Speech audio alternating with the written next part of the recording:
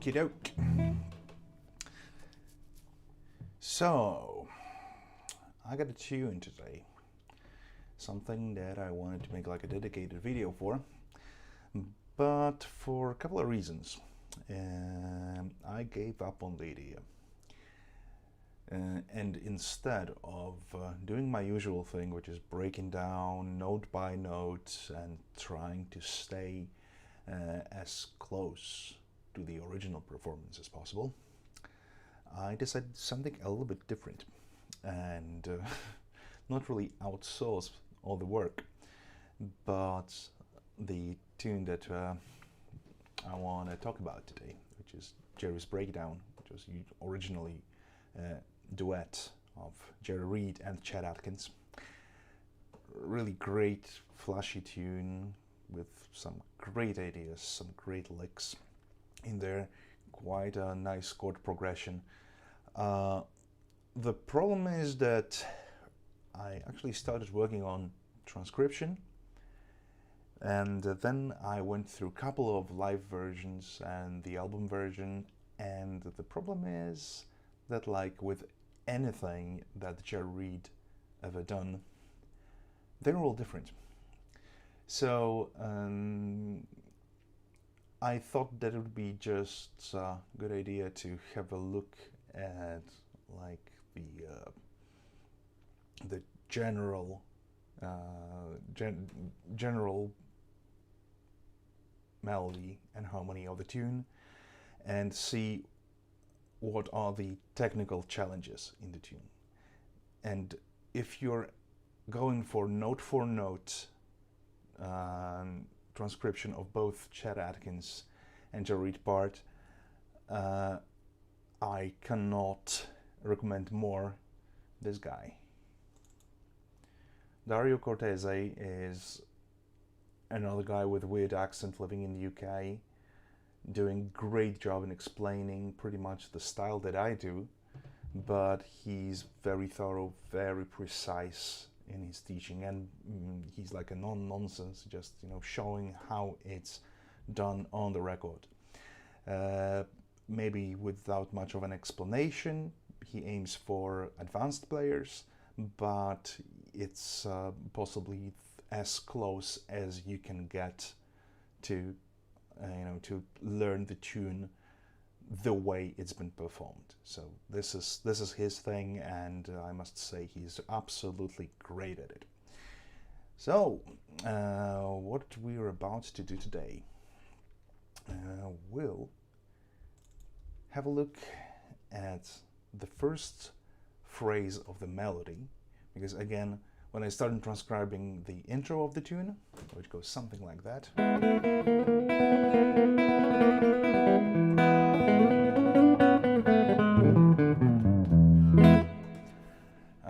I could find at least 4 different versions of it.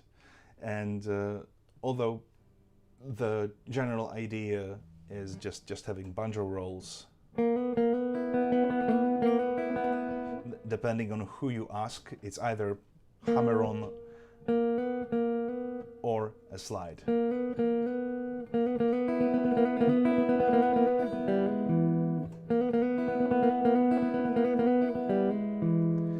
But this is like not the main point, because this kind of banjo rolls have been played 3 million times before this tune popped up. What is really interesting is how the melody works. And this is possibly the first time in a long time that I did my homework. And I got the score. I got the tab.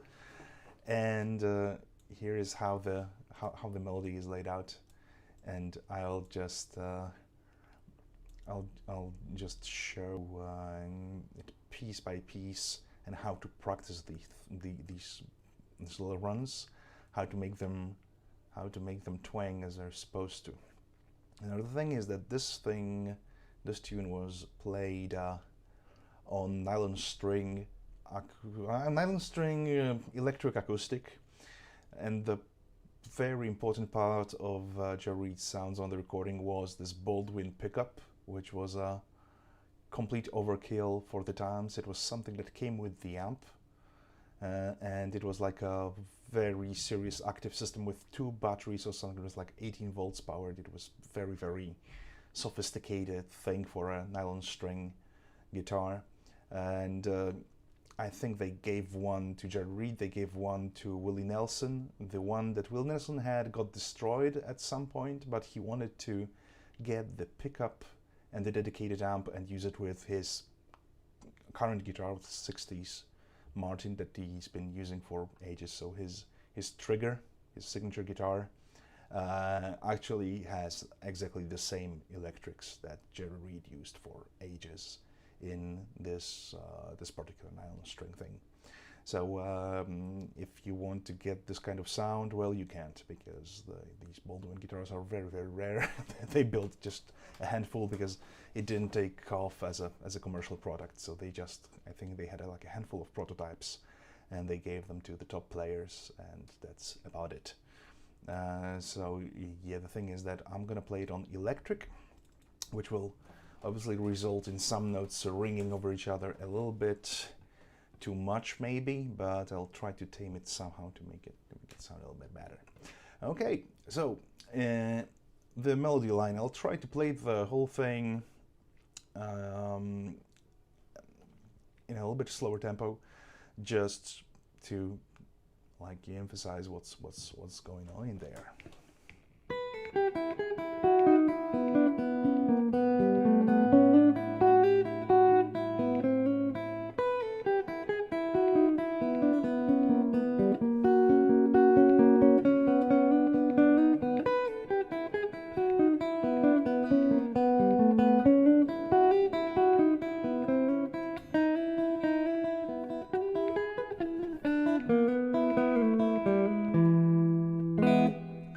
Okay, so my focal point is to play.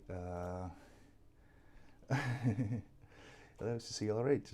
Yes, I hope I'm gonna deliver at least, you know, some sort of way of practicing this, because I also had some hard time getting this right, and just having a notation or having somebody show me how it's done is not necessarily well, it doesn't give you all the answers, especially if you're coming from the chord world or rock and roll playing or blues playing. This is a little bit different. It's something in between, something very specific to the style, and that's why I think this tune is very valuable, just to have a look at like the completely different approach to guitar technique, to play the lines. I'm sorry about that, because right now on my screen I have this production software that I switch between things. Okay, now I see the chart.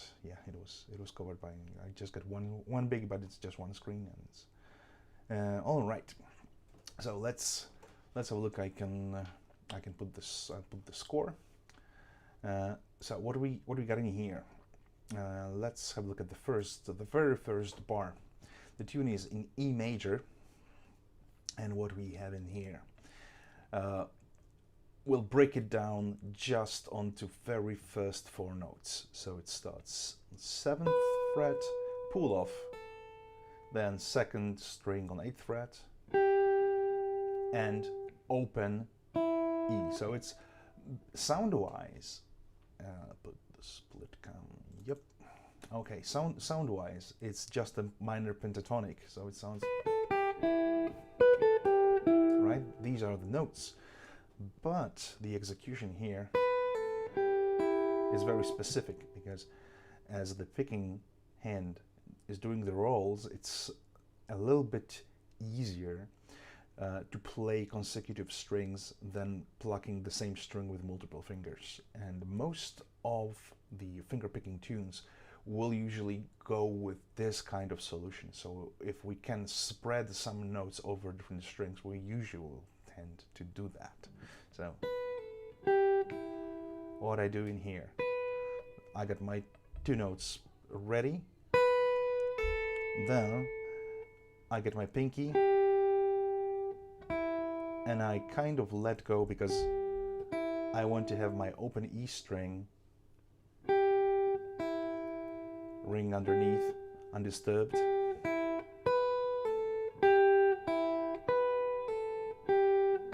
And if I were to learn this tune for the first time, I would just practice this little run, just chunk it down to tiny little pieces.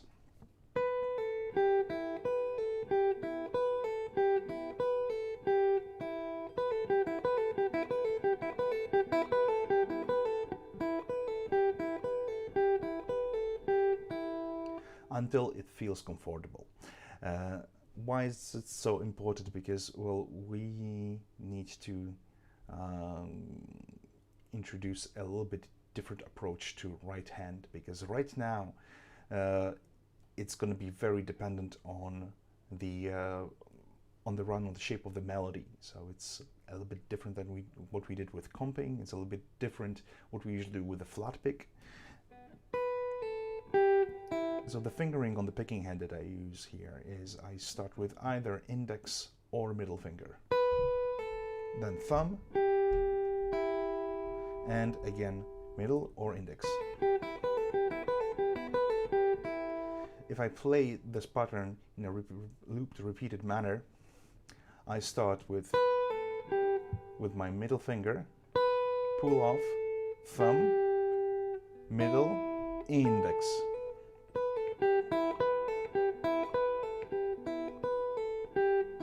If I put the close up, maybe it's going to be a little bit clearer.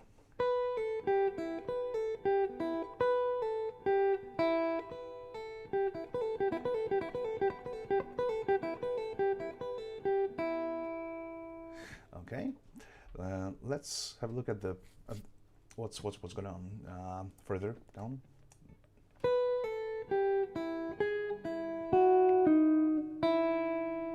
Okay, so this is the first bar and the first note of the first bar.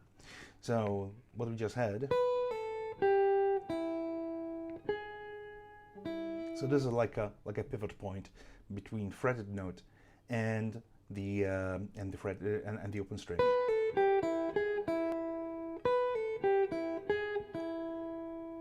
And again, we can just chunk it down and practice just this little sequence.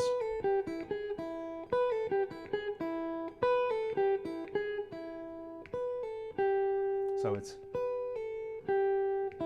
what we just played, and then 9th fret and open string.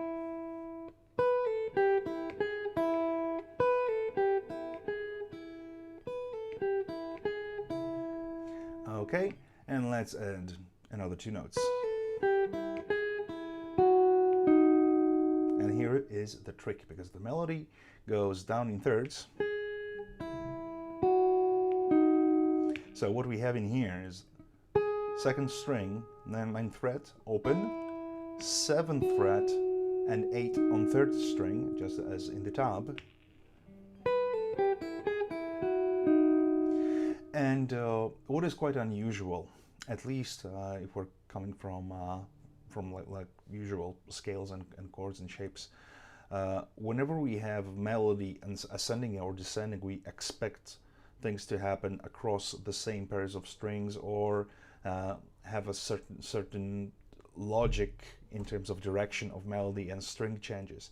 In this case, we have something quite opposite, because higher note is on a higher string and the lower note is on the lower string. Quite the opposite. We expect notes to go up, shifting towards higher sounding strings, but here it's the opposite thing, because we want to have this spread that will help us with our picking hand.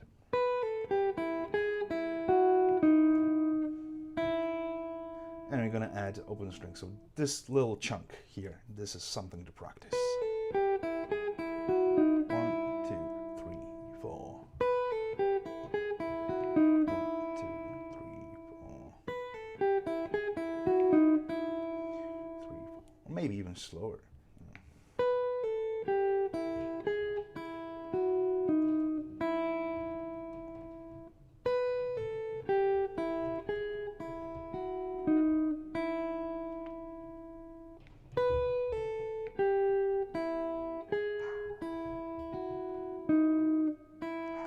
Okay, I use very specific fingerings, and one more thing that is quite unusual in this case, that usually when we have a chord or we have a line, we very, very rarely lift our index finger. This is something that keeps our fretting hand on chord, right?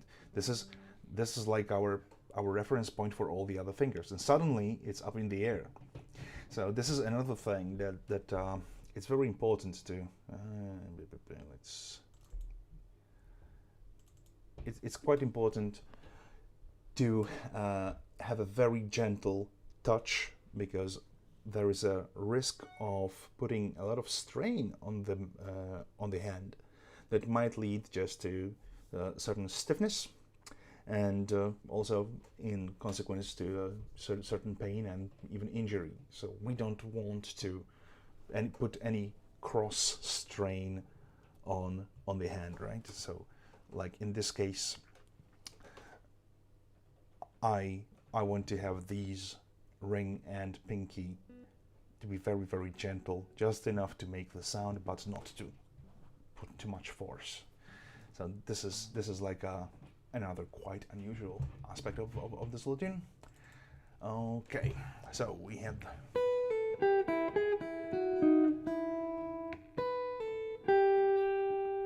so it's pinky on its own.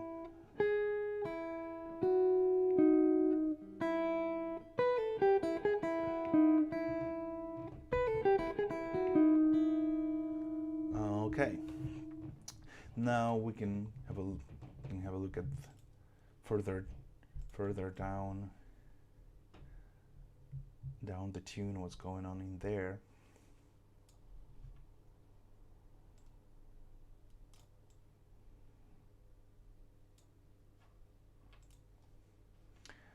Okay, so just as we played,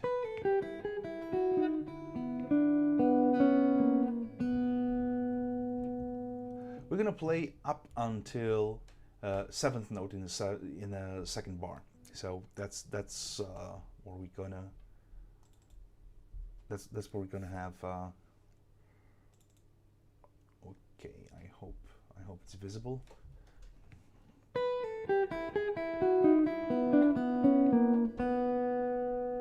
So ending it with a second open string. This is a good point to break the phrase, to chunk it down, and just as we started.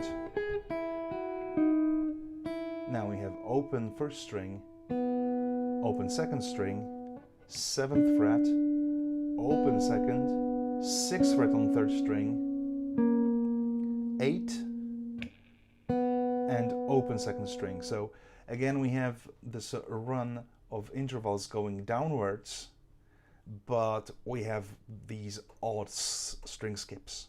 So that's something that requires you to get a head around.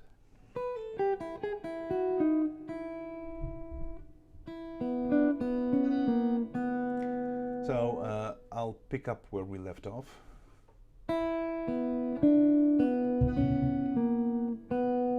So first 2 open strings, then 7th fret open, and let's try to loop it slowly to get it up to the tempo.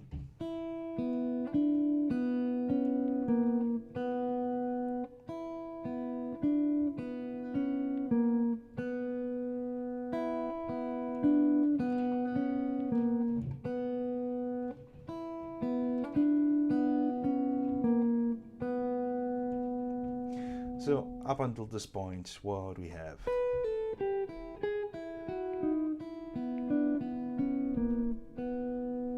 That's quite a lot. And I'd say that this is possibly the hardest part to initiate, to get this right setting of the hands, both picking and fretting hands.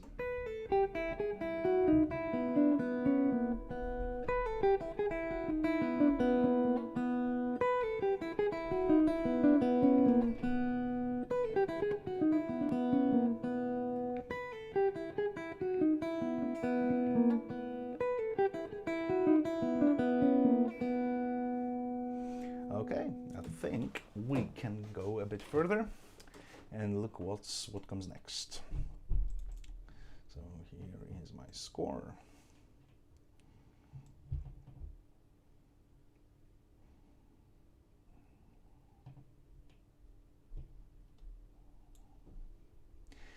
And again, from the score we can tell that there's going to be a little run. So we ended up on open B string. Now there's a 6th, 7th fret,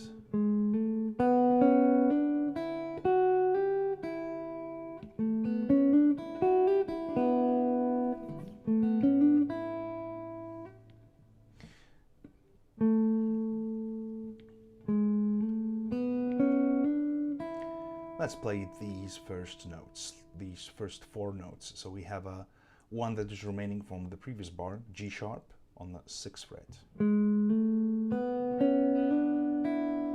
Okay, now let's have a look at these, because this is just a major scale, A major scale,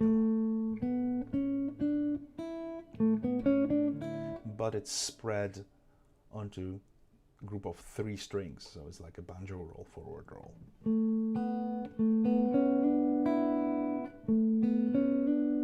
It has this harp ringing quality. That's something that we're aiming for. So 7th, but it's the scale itself starts on 7th fret, but we have a little note leading in onto it.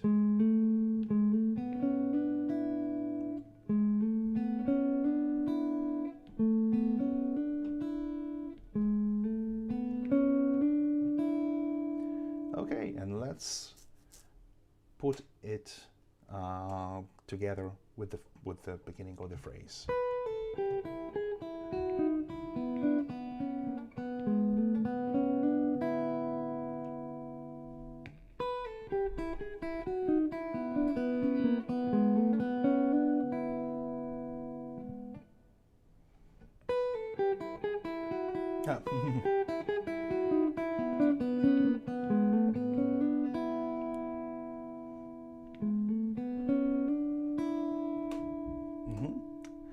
Okay, and there this run continues, and pretty much we're gonna have all of the phrase, because it just has a little different, it's twice the same thing with a little bit different ending. But let's have a look at precisely what's going on in there. So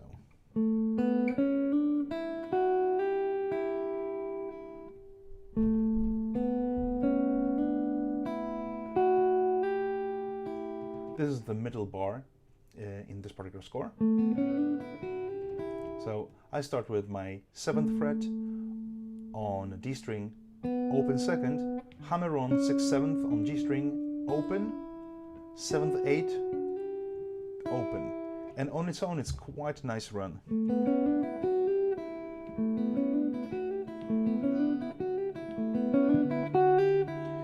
Now, there are more than one ways of handling this.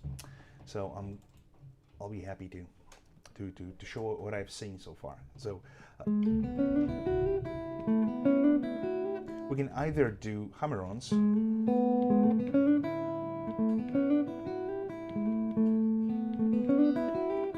Jerry Reed tended to do the slides, so it was just sliding from one position to the other.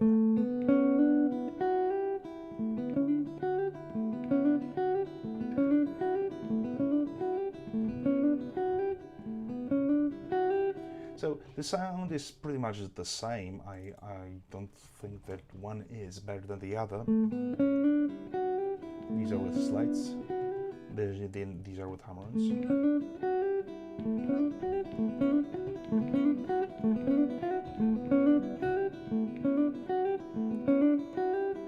Right, so it's both are perfectly fine. There is like not much of a difference. I prefer to play hammer-ons because I like to stay in the same position. I don't like to shift my fretting end position too often. That's the only reason. It's strictly personal and preference. Okay, so we already have this one, and now we have another descending line. So what we have in here, 7th and 9th fret on 2nd and 3rd string, and 2 open strings. So again, we have the split of melody onto fretted strings and open strings.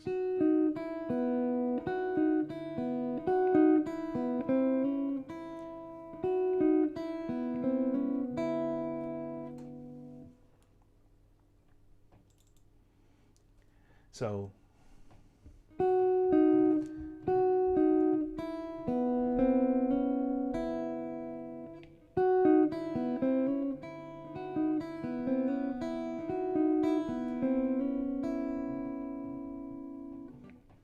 okay, let's try to put the whole thing together in a slower tempo.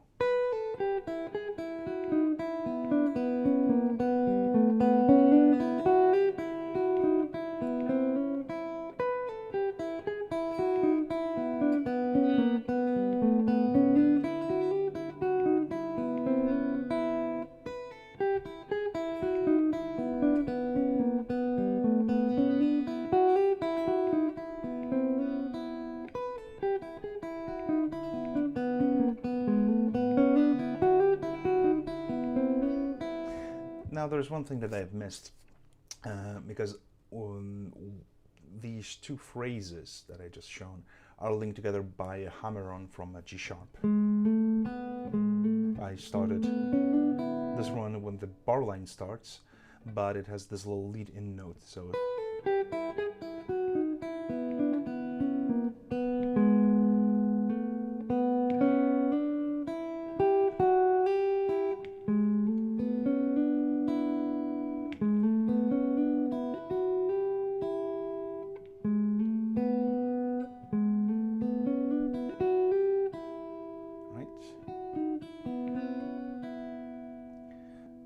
so again from this very point.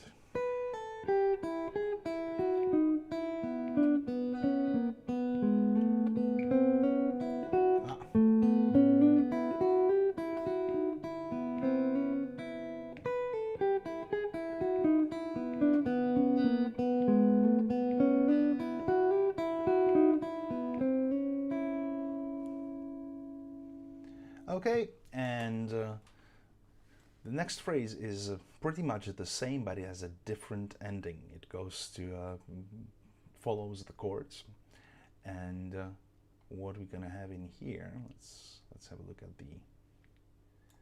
the score. It starts just the same.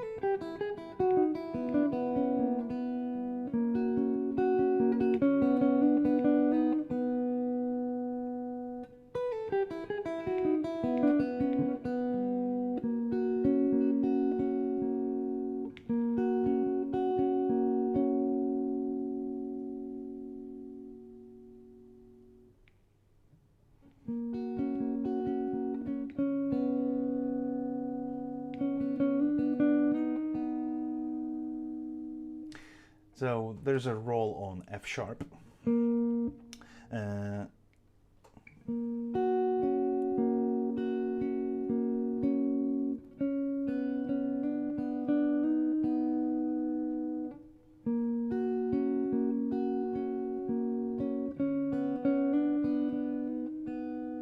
Okay, positions that I have in here.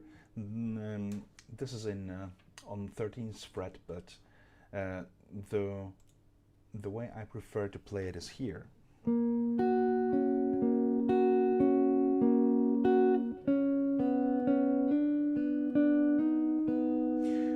I'll show it up close.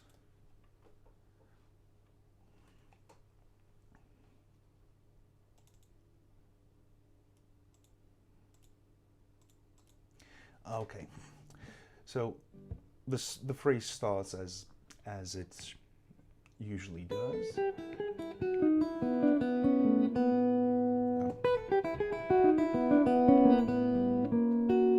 And now we have this F sharp major triad in here.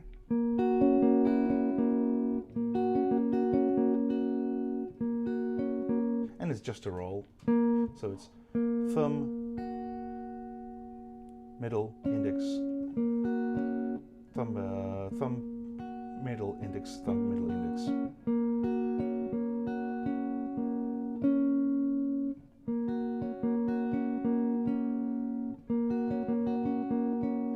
And then there is this ending phrase. So we have 6 frets on 3rd string, open B string, so the whole thing is 6 fret on 3rd string, open, then back to the 6th fret and hammer on, and open 2nd, and then slide onto the 8th fret and open 2nd string. So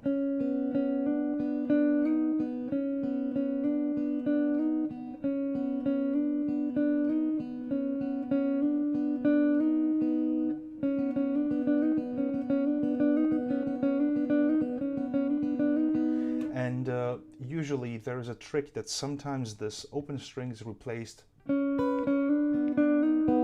by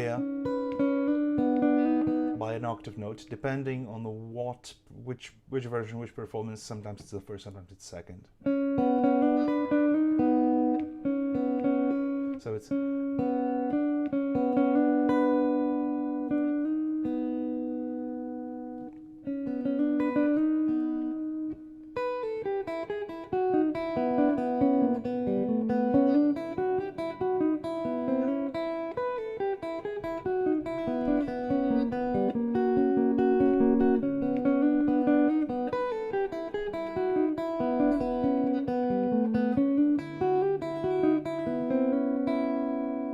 and then there is a second ending.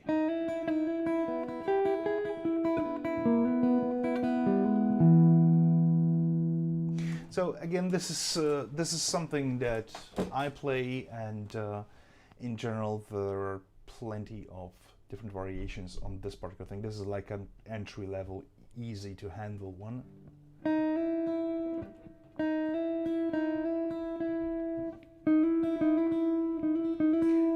Okay, let me see in which position I usually do play it.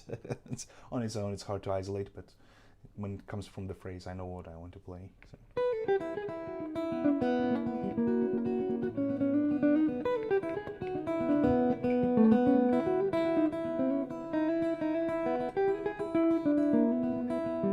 So. Okay, so there is this little banjo style roll.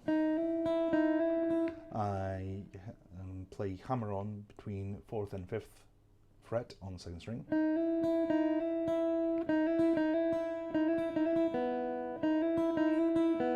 And then open 2nd string. And open 1st. And then it goes to note G on 8th fret of 2nd string.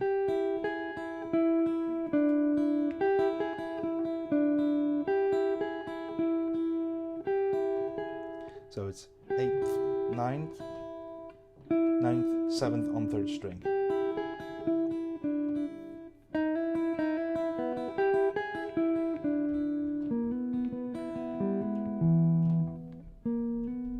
Then I do hammer on D string. It's between 8th and 9th fret, and roll on first 2 strings. So it's hammer on, then open second, then again 9th fret of D string,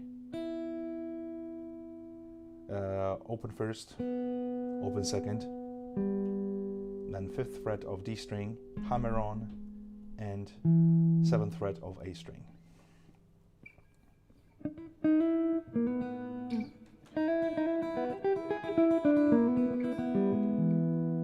So it's not as sophisticated as sometimes you can hear Jerry Reed playing, but basically that's the entry level idea, that you can take it from there and come up with something that you like doing, because this is just an E chord, it's like an ending phrase. So it's again, it's like a bare bone approach in this particular case.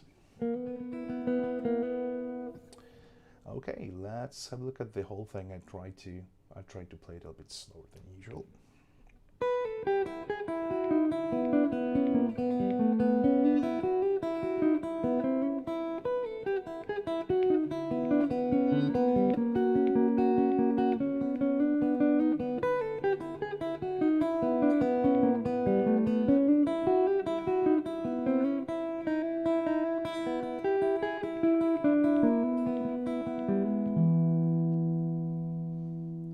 So this is the A section for the tune.